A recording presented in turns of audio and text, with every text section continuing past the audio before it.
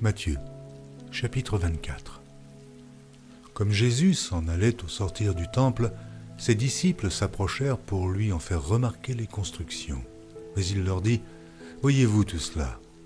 Je vous le dis en vérité, il ne restera pas ici pierre sur pierre qui ne soit renversée. » Il s'assit sur la montagne des Oliviers, et les disciples vinrent en particulier lui faire cette question. « Dis-nous quand cela arrivera-t-il, et quel sera le signe de ton avènement et de la fin du monde ?»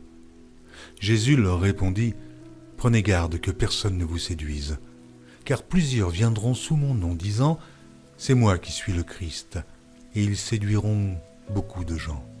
Vous entendrez parler de guerre et de bruit de guerre, gardez-vous d'être troublés, car il faut que ces choses arrivent, mais ce ne sera pas encore la fin. Une nation s'élèvera contre une nation, et un royaume contre un royaume, et il y aura en divers lieux des famines et des tremblements de terre. Tout cela ne sera que le commencement des douleurs. Alors, on vous livrera au tourment, et l'on vous fera mourir, et vous serez haïs de toutes les nations à cause de mon nom.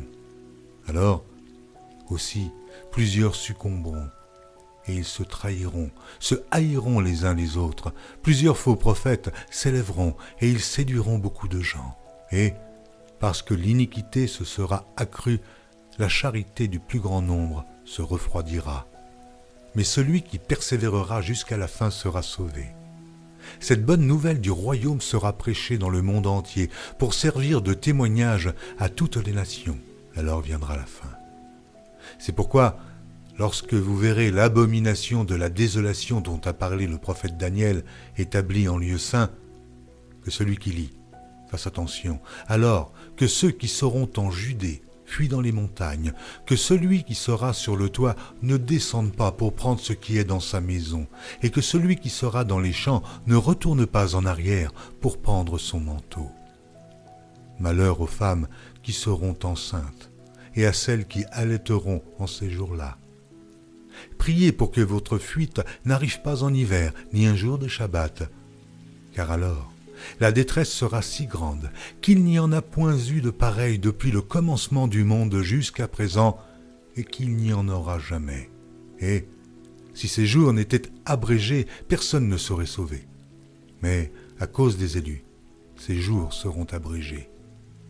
Si quelqu'un vous dit alors, le Christ est ici, ou il est là, ne le croyez pas. Car il s'élèvera de faux Christ et de faux prophètes. Ils feront de grands prodiges et des miracles, au point de séduire, s'il était possible, même les élus. Voici, je vous l'ai annoncé d'avance. Si donc on vous dit, voici, il est dans le désert, n'y allez pas. Voici, il est dans les chambres, ne le croyez pas. Car, comme l'éclair part de l'Orient et se montre jusqu'en Occident, ainsi sera l'avènement du Fils de l'homme. En quelque lieu que soit le cadavre, là s'assembleront les aigles. Aussitôt après ces jours de détresse, le soleil s'obscurcira, la lune ne donnera plus sa lumière, les étoiles tomberont du ciel et les puissances des cieux seront ébranlées.